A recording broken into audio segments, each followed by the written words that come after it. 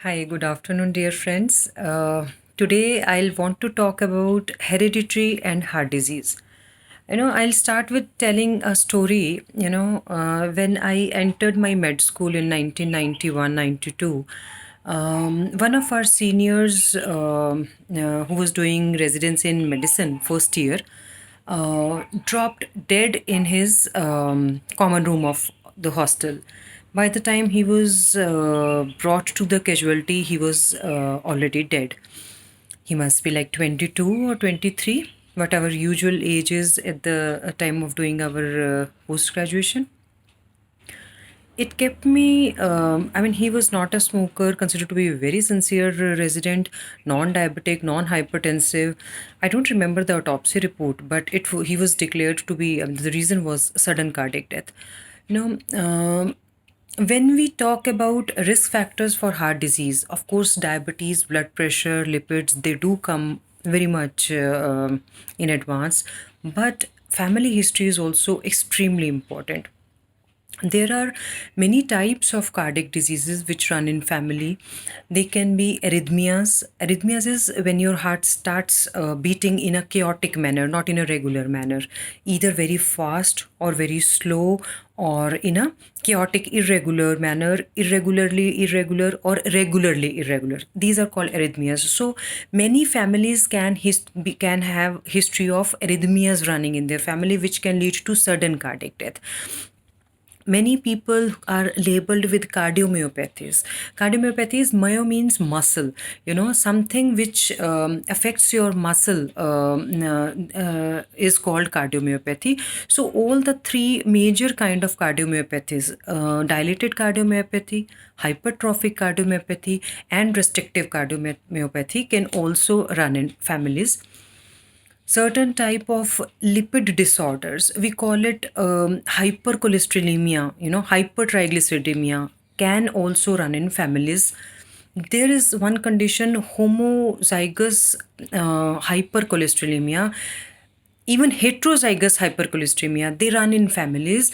You can have sudden cardiac death in first decade of your life. Imagine a young boy of 15 dying of a girl of 15 dying of a heart attack, or presenting with critical blockages of the arteries. You suspect hereditary hypercholesteremia in such patients.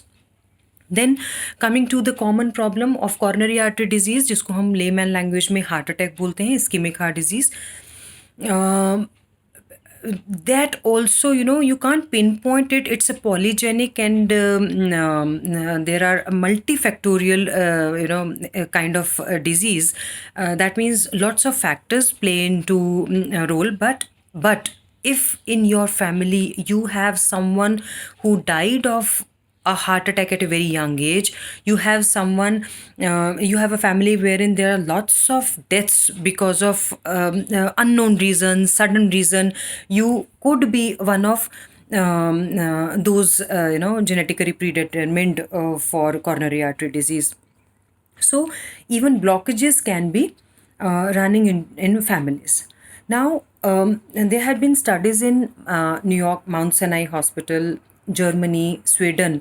So, meta-analysis of all these studies showed that almost 30%, one third of the heart attacks and other cardiac problems can be related to, can be because of genetic disorder, or you can say 30% of heart problems overall can be because of your family history, which is much more than what we always anticipated till late. Like, it was considered 10 to 15%, but because of these studies we came to know that almost 30% we can put it to family predisposition.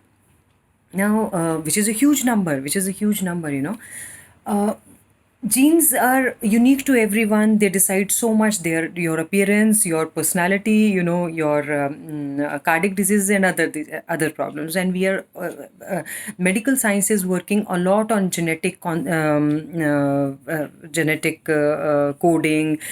genetic counseling, on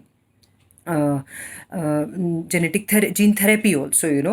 If we can alter the gene which is going to cause a problem, we call it gene therapy. Now, the question comes, are they treatable? If you know you fall into this risk category, if you know your family has lots of heart problems at a young age, if you know women of your family had a heart attack before menopause, like 55, or males of the family had heart attack less than 45, what should you do?